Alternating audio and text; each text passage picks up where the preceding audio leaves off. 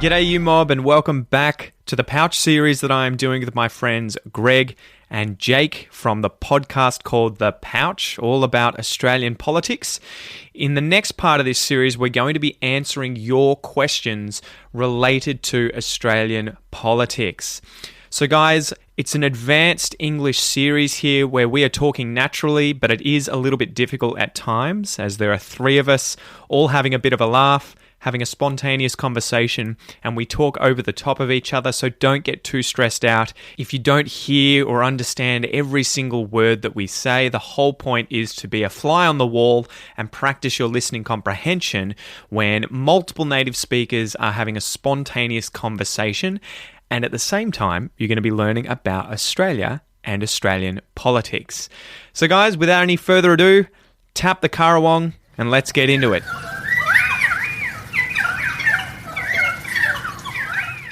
I had quite a few questions here about the royal family and the Crown and the Queen and the Australian government's... The royal family, the Crown, the Queen. There were a whole bunch of different questions here from Andres, Malini, Cameron.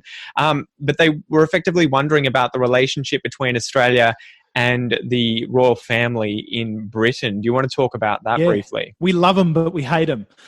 They exist, but we don't acknowledge them. I mean, like there's 100 different ways to say it, but essentially, politically, so in the Australian Federal Constitution, we have a position that essentially is the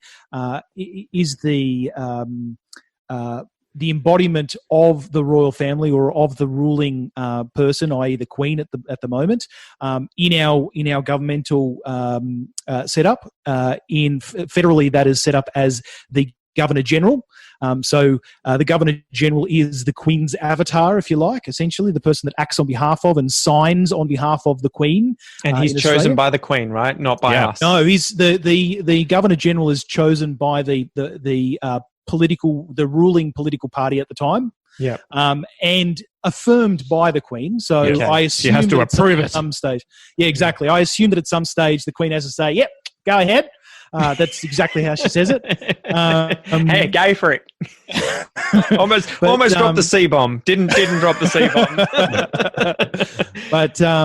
But yeah, so invariably we have very little to do with the monarchy, the Commonwealth, etc. Apart from that, it is part of our constitution, part of our setup as a country, and we do go crazy when the royals come to visit for some reason. Why is that? Do you guys, get wet knickers anytime the royal party shows up in Australia, or is that something you just do not switch on for? I haven't actually had wet knickers since I was about 8 from memory, and even that was a bit late for me.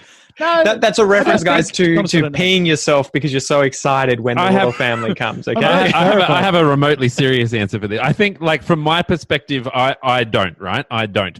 But I think that might be a generational thing, and I also think it might be like a maturity thing in a sense. If you'll just hear me out for 1 second, right? I think that in Australia, we have an undercurrent of particularly conservative thought, and that was evident in our last election, right? Because obviously all the polls were saying that the Labor Party, the more sort of left-wing party, were going to win.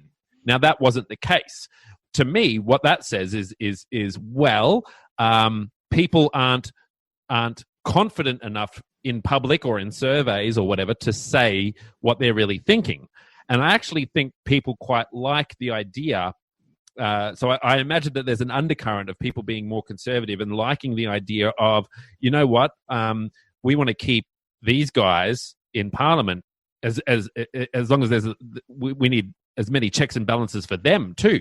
So if this gives us a little bit of conservatism, and a little bit of checks and balances, then that's actually a pretty good thing. And there's a certain, I don't know. I'm sure it's disagreeable, but the perception is that there's a certain wholesomeness to the royal family, and they're better than us. We're a bit scared except about that, right? Except for Prince Andrew, right? Who? I mean, look. I'm talking about perception rather than reality, and I think the perception is we don't want to become untethered from that.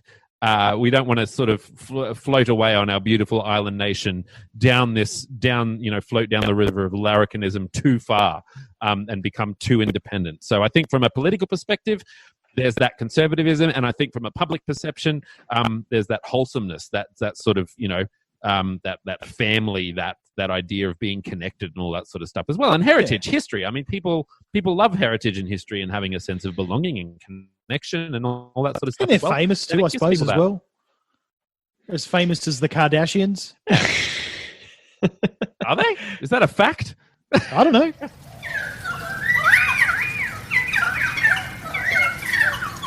All right, guys, thank you once again so much for joining me in today's episode. I hope you got a little bit out of this episode and learnt a little bit more about Australia, the Australian political environment, everything like that. And don't forget to go and check out The Pouch, the podcast, where you will be able to listen to episodes released every single week from Jake Farwharton and Gregg Savage. These guys are both Australian, and they're very knowledgeable when it comes to all things Australia, but particularly politics. So go and check out the podcast, guys. And until next time, I wish you all the best.